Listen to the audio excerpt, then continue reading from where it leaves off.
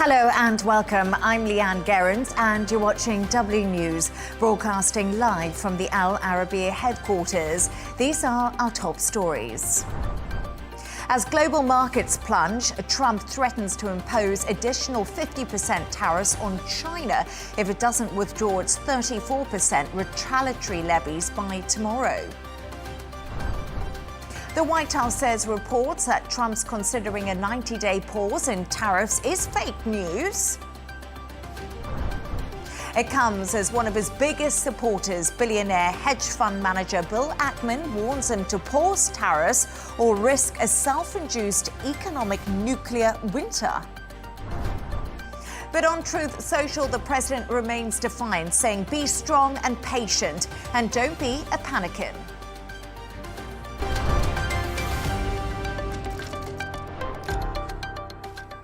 Now to our top story. President Donald Trump says he will impose 50% tariffs on China if it doesn't withdraw its 34% retaliatory levies by tomorrow. The White House also says reports that President Trump is considering a 90-day pause in tariffs is fake news. It comes as the president is facing a huge amount of backlash from around the world over his tariff strategy as global stock market plunge into chaos today. Even some of his supporters, including billionaire hedge fund manager Bill Ackman, has urged the president to pause them or risk a self-induced economic nuclear winter. Despite the warnings, the president remained defiant whilst posting on his Truth Social platform, insisting oil prices are down. Interest rates are down. Food prices are down. There is no inflation.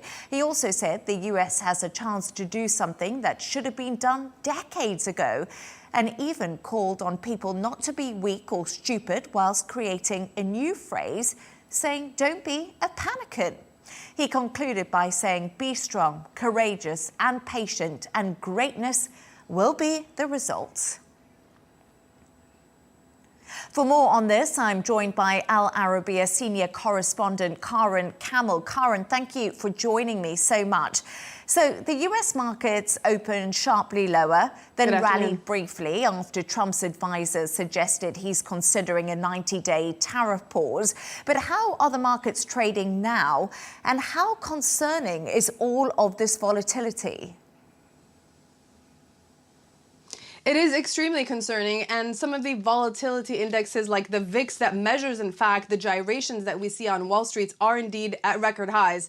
Put simply, it has been a roller coaster ride today. We opened sharply down on Wall Street in the 4% range. Markets then shot up to about 3%. So we're looking at a swing of about 7% from low to high on these reports that the White House and Donald Trump were considering a 90-day pause on the imposition of these reciprocal tariffs. But then when the report came out from the White House indicating that it was indeed fake news, markets then turned negative again. So we're talking about losses in the 1 to 2% range at this point, which is better than how we started the day. And the main point to make here, everybody is looking at the movements on the S&P 500 because this index is very close to what is described as a bear market. A bear market is when a stock index drops 20% or more from its recent high. Now, the S&P is very close to dropping 20% from its recent March high. If it closes today below a certain level, it will have officially entered a bear market. Why does this matter? Because if we look at the stock market movement since the end of the Second World War, 9 out of 12 bear markets have brought with them a recession in the US economy. And that is the thing that is essentially driving all these worries. Why are markets dropping so much? It is because these fears of a US recession and potentially, even according to some investment banks, a global recession. Carina, we saw carnage in Asian markets today. The Hang Seng ended the day down 12.9%. We look at the Shanghai Composite lower 6.4%. Many people are comparing this to Black Monday. Will we witness a bigger sell-off in China as Trump threatens to slap additional 50% tariffs on the country? Is this becoming an all-out trade war?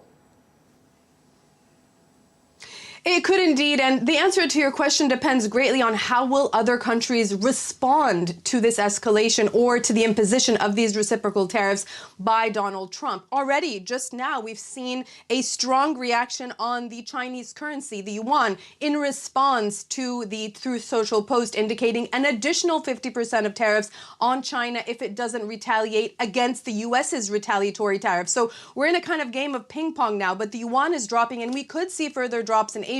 You mentioned the Hang Seng today, the lowest level since 1997. We've had severe drops in the Taiwanese market today as well, because Taiwan was actually closed on Thursday and Friday. So today was the first time for the market to react. And we're talking about companies like Taiwan Semiconductor and Foxconn. These companies matter to American companies. Many American corporate giants, especially in the tech industry like Apple, rely on these companies to manufacture their goods. That means that an iPhone produced in Taiwan will have much higher tariffs attached to it when it re-enters the American market. In China, we've seen it in terms of the reaction of each country.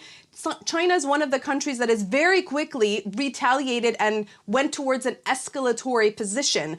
And they've imposed or said they will impose 34% tariffs. This is in response to the 54% tariffs that the US is imposing on it. And today we hear from Donald Trump that actually it's going to be another 54%. So that would take us actually to even above 100% if we add all the tariffs together. So that's the Chinese position. But we've seen a very different position from other countries. Taiwan, for example, really dependent on those big American manufacturers in its country. They're actually saying we're going to provide a support package to our local manufacturing. And they very quickly offered zero tariffs to the United States. The European Union also could retaliate, but says it wants to negotiate. So to answer your question, are we headed for a trade war? It really does depend how many countries go towards escalation and retaliation and how many come to the negotiating table. The White House tells us 50 countries have already come knocking and saying they're willing to talk. So tariffs have shaken the global markets, as we were just discussing with each other. And you were saying to me, you know, if these countries decide to come to the table, then they can begin to negotiate. How worried should people be who don't invest in the markets? How does this impact everyday life for people? Well, do you know what impacts everyday life for everyday people all over the world? Because we are living in a globalized, interconnected world where the global supply chains are interconnected. They don't respect geographical borders. Just to give you one example, car manufacturing is one of the most complex supply chains anywhere in the world. One single vehicle could potentially cross a border 8 times before it reaches its final destination. We're talking about German companies like Volkswagen. They have a huge chunk of their manufacturing in Mexico, and the majority of what Volkswagen makes in Mexico is exported to the United States. So that just gives you a sense of how many countries are involved. And when we talk about global tariffs, there is no country that is spared from the baseline 10% tariffs. There are obviously much higher tariffs targeting specific countries based on what the US sees as an unfair relationship with those specific countries.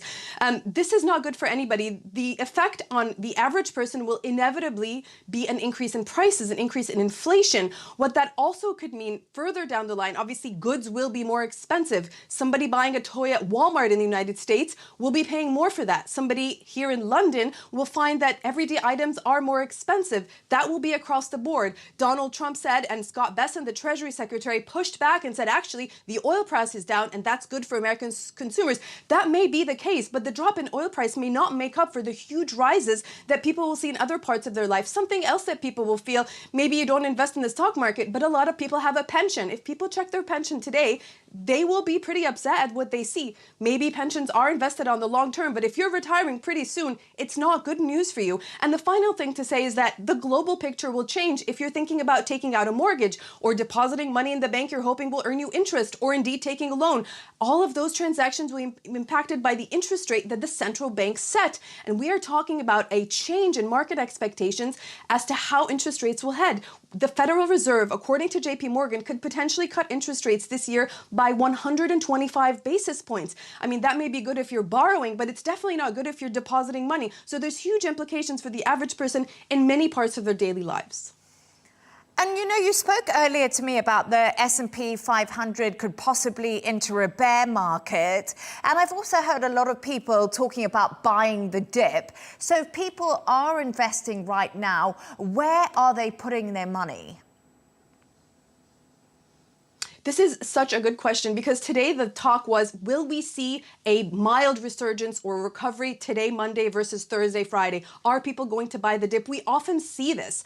We may have seen it slightly, but it wasn't enough to boost markets to the point that people were hoping because there was nothing encouraging. There was no news that could boost market sentiment. So while absolutely there may be people who are buying the dip, it's not strong enough, that movement. Now, the other thing to say is that generally in times of geopolitical uncertainty or just uncertainty in general, we go to the safe havens. Those are the solid, reliable investments. So we've seen a lot of buying on the yen. It's always a safe haven and investors turn to it in times of trouble. We also have the Swiss franc. Now, these two currencies have seen an increase in value compared to the dollar, for example. The interesting thing is that we often see investors head towards gold or bullion.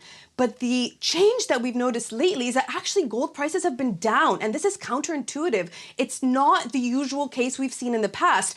And some people are saying, and this sort of highlights the extent to which people have suffered losses over the past few days.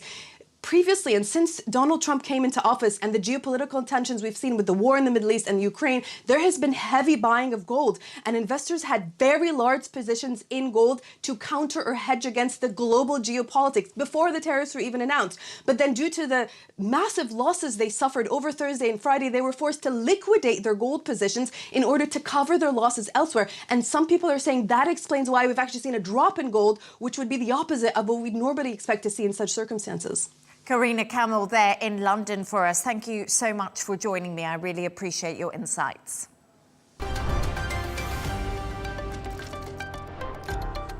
Now the stocks plunge. Anti-Trump protests have taken place across the US over the weekend. The hands-off protesters have rallied together across multiple cities in response to what they call a hostile takeover and an attack on American rights and freedoms. It's the largest show of opposition to President Trump since he took office in January. Here's just what some of them had to say. We are being consumed by oligarchs who care nothing about the world, they care nothing about people, they care about greed and they care about money. It needs to end. We need to bring that system down. I think it's important to speak up. I think silence is not an option. I think you have to stay engaged, you have to stay vigilant. I think it's not only for our community at large, but the world at large. I think that enough is enough. Well, I've marched before when he first got elected a number of years ago, and I still can't believe that he got elected again. And I can't believe that he's tanking the economy and he's tanking the government, and it's all being done for him and for Elon Musk and all the billionaires and everybody else. It's not for me. It's not for the people who live in my neighborhood. It's for all of these billionaires. And I'm glad to see so many people came out today. I mean, we need it. I want more people to show up and get him out of office. He's terrible. A lot of what's happening seems to be corrupt division of power that's not being followed with the founding fathers and what they intended for this country. Doge running without any kind of oversight. There's been no Senate hearing committees that have been action for all these potentially illegal activities that are happening. So I think that's why people are coming out. They want to make noise about it, protest and speak against it, and hopefully take action and make some change. I'm now joined by Republican strategist and former Nevada Republican state chairman, Amy Tarkanian. Amy, thank you so much for joining me. So we just heard a few voices from the rallies across America. The crowd really voicing their discontent over the administration's sweeping executive orders and the restructuring led by Elon Musk. Is this a reality of Trump's second term really sinking in for Americans? And how concerning is this discontent? Sure. Well, change is usually difficult for many of us. And this is something that the president actually campaigned on. He was very clear that he wanted to shake things up in a number of areas. And this, being the fact that the economy was at the top of that list, this is not a surprise. He actually won his second term quite handily, I might add. And so for a number of these folks to be out there protesting, they have every right to, and that's great. But there is a lot of misinformation, disinformation, because misinformation is accidental, right? And so disinformation is intentional. So there is some fear mongering being pushed, unfortunately. And, you depending on what you read, people are saying, oh, Trump's going to get rid of Social Security. No, he's not. Elon has just mentioned that he found that there were dead people that were still collecting Social Security, which obviously that's unacceptable. You hear people that are worried about women's reproductive rights, dealing with abortion. And all President Trump did was he didn't eliminate it, but he just sent it back to the power of the states to make the decision on what those laws should look like. And so, he is not removing things. He's actually just refining things and bringing them back to the power of the people. And who doesn't want to have government waste removed? I would think people would be thrilled to know that our hard-earned taxpayer dollars are not being wasted. Yes, Amy, as you said there, Donald Trump did really campaign on the economy and also on change. And this is why he is, of course, in power right now. But again, we just see him post on social media ahead of the US market open, asking people not to be weak and don't be stupid. He said this is basically, people are panicking because of the tariffs, and we're seeing this huge sell-off. Do you think this is constructive advice from a president? And he's a businessman himself with loads of investments. Is he showing disregard for people's money? Well, he's not known for being the most eloquent, and he is known for being quite brash. And so it's not a shock. A lot of people actually like that in him. I particularly don't appreciate the tone. But I think if you look back historically, people are saying, are we in a bear market? Which would mean, that our stock market is taking a nosedive of more than 20%. And so we are very close to that, if not at that. But we do know that it usually lasts roughly around 5 months or so. And the last time it happened was in 2022, and we bounced back. So, this is something that I think if he were to say it by using better words, please be patient. This is something that has been a long time coming. This should have been done decades ago. And unfortunately, we've had presidents who've just been there to go along to get along, and it's just continued to spiral into, a huge mess. So yesterday, Trump defended tariffs, saying sometimes you have to take medicine to fix something. How long are Americans prepared to drink this medicine? And if these tariffs don't go well, we see the stock market and the economy completely sinking. What does this mean for midterms? Sure. I mean, it's going to be tough. And I think it will take a toll on the down ticket. There's no question. But the good sign is that you see he's claiming that there's upwards of 50 countries that are actually coming to the negotiation table. So hopefully they're able to have civil discourse, have professional conversations on how to make sure that things are done properly, even though this change is going to be massive, not just for us, but for the entire world, as we're seeing. It's not just us that are concerned about making sure we can put food on the table, gas in our cars, so that way we can get to our jobs. It's worldwide at this point. And so I'm hoping that by him having the discussions with the upwards of 50 countries, it will go in the right direction. But it's not going to happen overnight, that's for sure. And so a number of people are going to struggle in the short term, but he's looking at the long term. Yes, and Donald Trump has alluded to that, hasn't he? He has said to people, there's going to be some short-term discomfort. The White House claims that he's going to pause the tariffs for 90 days is fake news. We're kind of getting some contradicting messages coming out of the White House. What do you think? Do you think there are back and forth going on and there is some buyer's remorse and people are looking for change and now there's mixed signals?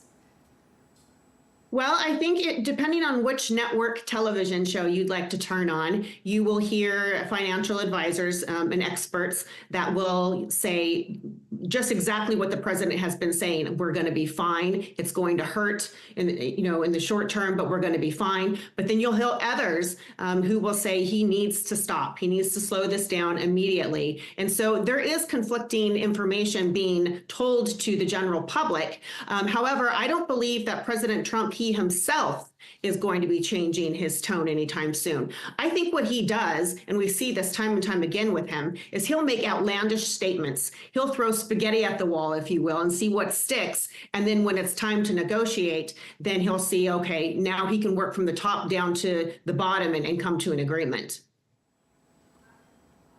Amy Tarkanian, thank you so much for your insights. Great to have you on the show. Thank you.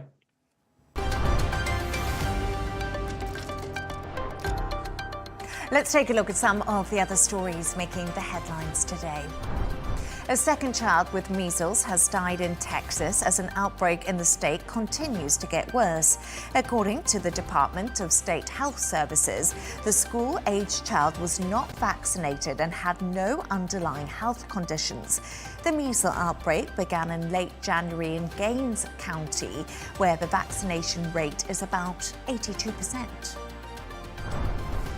The British woman at the centre of a Netflix documentary about how she allegedly scammed her son and left him in debt has been charged with fraud in Singapore. The alleged victims of Diane Mary Hannah filed police reports after watching the Netflix documentary. The 84-year-old was charged with 5 counts of fraud involving 3 people. Her next court hearing is on the 11th of April. A Ukrainian minister has confirmed Kyiv will send a team to Washington next week to begin negotiations on a new minerals deal. The long-running negotiations over a minerals deal have already strained relations between Kyiv and Washington. Ukraine holds significant deposits of more than 20 minerals deemed strategically critical by the US. The start of a rugby game in France was delayed on Sunday after a parachutist became entangled on the roof of the stadium. Captain Yannick was tasked with carrying the match ball to the field ahead of the European Rugby Champions Cup game between Toulouse and English club Sale. He was rescued by firefighters after dangling on the roof for 40 minutes. Oh.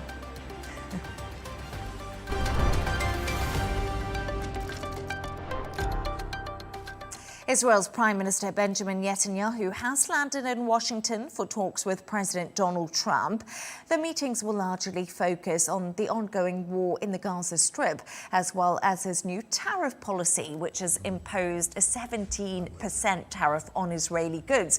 Meanwhile, French President Emmanuel Macron has held talks in Cairo on the situation in Gaza with the Egyptian President Abdel Fattah al-Sisi and called for an immediate ceasefire.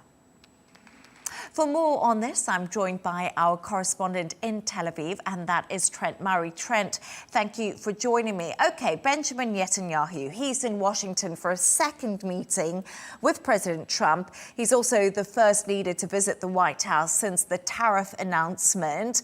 What else are they expected to discuss other than tariffs?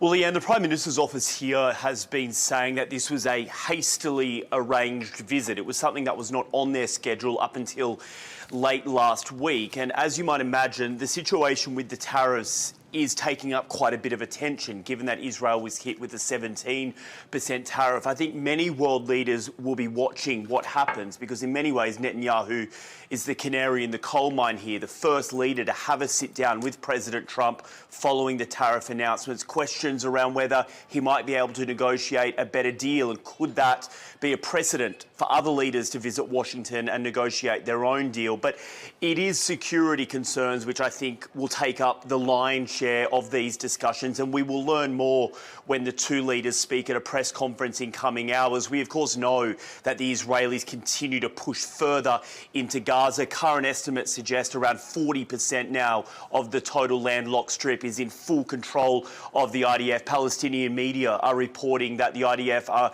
putting new positions in, new watchtowers in some of those zones that they have seized, and are clearly showing signs that they are not about to be moving back anytime soon. And of course, then there is the broader regional situation. We've seen the US continue to increase its force posture across the Middle East, bringing in long-range bombers to its air force bases a couple of thousand kilometres from the coast of Iran, also bringing in additional air defence systems from as far away as South Korea. So undoubtedly a lot for the pair to be discussing right now, and ongoing questions around whether they might be working on some sort of joint military operation moving forward between the States and Israel.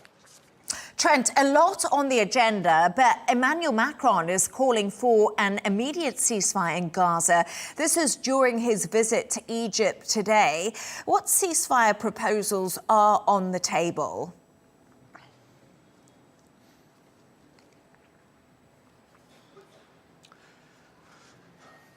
Yeah, that's right. President Macron making no secret of the fact that France believes the hostilities in Gaza need to end immediately. But in that statement, alongside President al-Sisi as well as Jordan, the three countries came out saying that Hamas should have no part in governing Gaza. They go on to say that the Palestinian Authority must take charge of Gaza moving forward. But of course, that is a situation in many ways that comes after the war. We know this conflict is continuing. One of the proposals, aside from the US one, which would see some additional Israeli hostages brought home in exchange for a long-term ceasefire, is a new Egyptian one that we are just hearing about this evening. It reportedly would call for 8 Israeli hostages to be returned for a 40 to 70-day ceasefire on the ground. The Israelis are saying tonight that they are aware the Egyptians are working on a new proposal, but they've not had it officially put to them yet here in Tel Aviv. Trent, we talk about a ceasefire, but Israeli airstrikes are continuing to hit Gaza and have also hit a tent in Khan Yunis, which was being used as a base by a number of journalists. What more do we know about the latest attacks?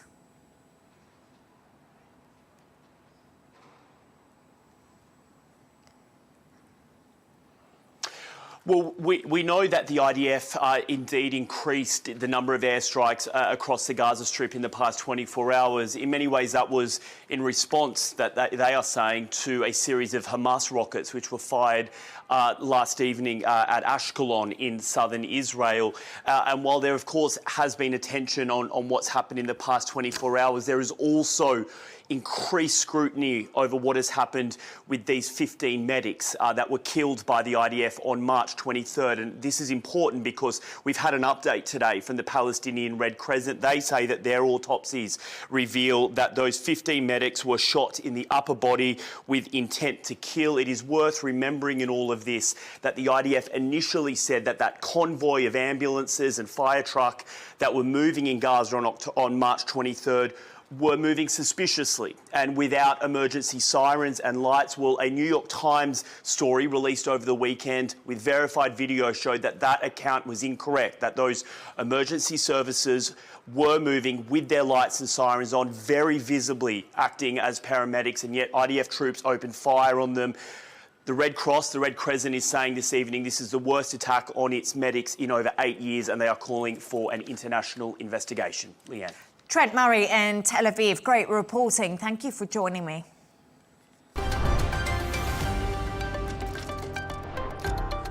Let's take a look at some other stories making the headlines today. Aerospace giant Boeing will face a new civil trial over the deadly crash of Ethiopian Airlines flight ET-302. The 2019 crash of the 737 MAX flight killed all 157 people on board. The trial will take place in Chicago over the next 2 weeks. The operator of online encyclopedia Wikipedia has challenged a New Delhi's court order to remove supposedly defamatory statements against a news website. Wikipedia's operator has sought an appeal before a larger panel of judges at the very same court. Now, France's far-right leader Marine Le Pen has called a court ruling banning her from running for office for 5 years a witch hunt.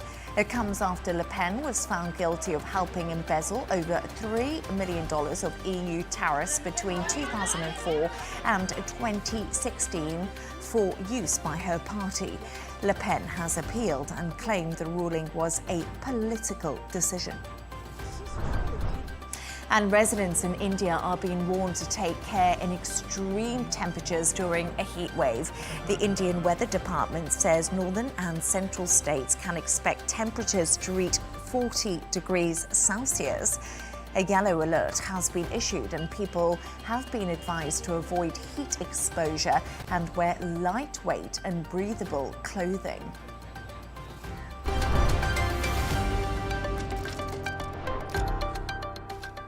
Now, King Charles and Queen Camilla have begun their 4-day state visit to Italy. The couple were originally meant to have an audience with Pope Francis, but this has been called off as he continues to recover from double pneumonia. However, the historic visit will see the King become the first British sovereign to address both houses of the Italian Parliament. For more on this, I'm joined from Rome by correspondent Alina Trabattoni. Thank you so much for joining me. Alina, tell us about the trip and what the highlights are going to be. Thank you, Leigh Ann, for having me on the show. Yes, they touched down just a couple of hours ago, and there's a big excitement in Italy, obviously. I think it's fair to say we're having an outsweep of royal fever across the country. So King Charles and Queen Camilla arrived earlier today on this 4-day state visit. They touched down in Ciampino Airport this afternoon, and they were greeted by a rather large official delegation, Italian officials, guards of honor. And of course, as I was saying earlier, the Italians are absolutely over the moon about this visit. There is royal fever cutting across the whole nation. The newspapers are full of, anticipatory stories on what they're going to be doing in the next 4 days. And the Italian authorities have expressed delight about this visit. And of course, the UK authorities in Italy have described it as a historic moment, with intangible and priceless impact on the relationship between the two nations. And the two will be spending these 4 days in Rome and in Ravenna. As you said, an originally planned meeting with Pope Francis has had to be cancelled, officially cancelled at least, because the pontiff was hospitalized for 38 days. He was just released on March 23rd, and he made his very first state visit, his very first official outing yesterday at a mass in St. Peter's Square with, oxygen cannulas. So he is in a weak state.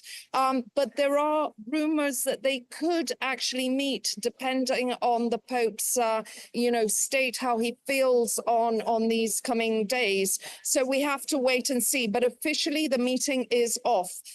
When they head to Ravenna after visiting the Colosseum and after making a speech at Italy's parliament, which will be the first ever speech done by a UK head of state in the Italian parliament, they will in Ravenna be celebrating the 80th anniversary of the province's liberation from Nazi Germany by the Allied forces. And they'll also pay homage to Italian literary hero Dante's tomb.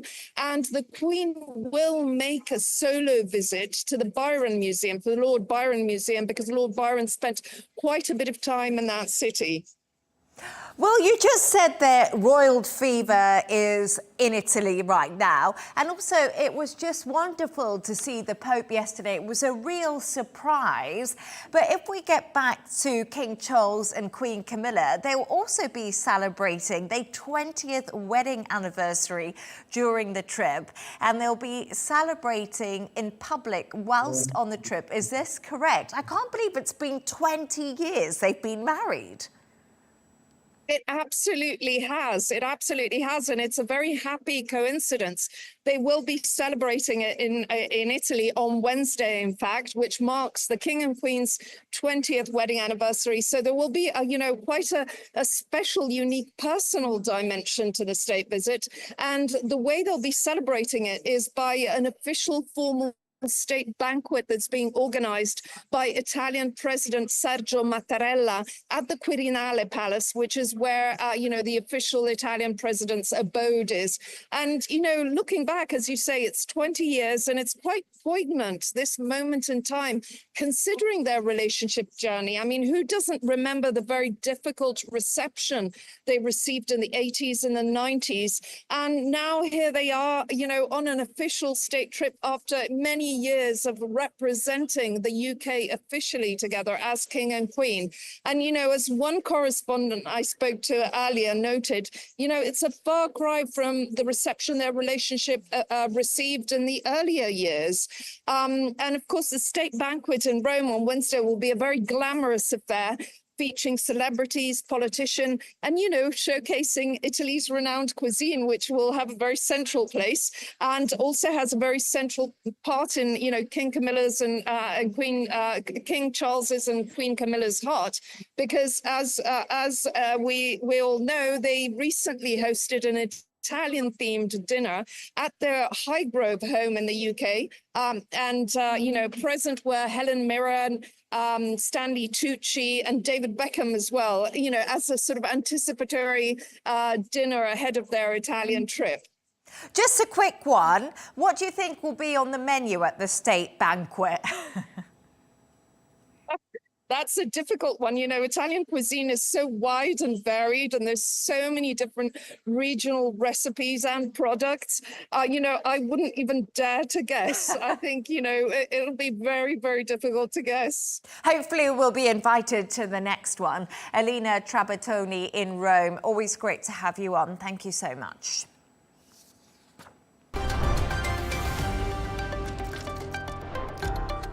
Let's take a look at the top business news now. Cryptocurrencies have wiped out almost all of their gains since Donald Trump's election win in early November.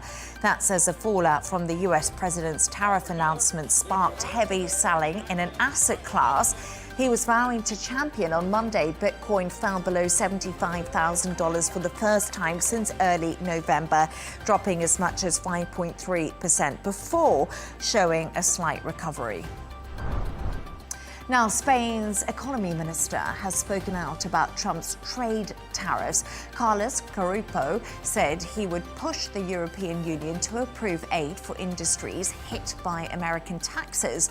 Spain is one of the few major economies to offer a solution to help weather the impact of new US tariffs, offering its companies a financial package of loans and direct aid worth of 14 billion euros. Turning to sports news now, and Monday's practice round for this week's Masters is likely to be further disrupted by stormy weather in Augusta. The gates are now open for fans to enter the grounds, but the forecast is for more than an inch of rain to fall throughout the day. Tuesday's weather is expected to be sunny with a little chance of rain, and that forecast continues throughout the rest of the week, apart from Friday, when there could be some showers. And Manchester City manager Pep Guardiola says insulting chants about Phil Foden's mother from Manchester United fans shows a lack of class. Speaking after a goalless Manchester derby at Old Trafford on Sunday, Guardiola said it was not an issue for United, but the individuals involved. England international Foden was targeted by chants during the first half of the Premier League match.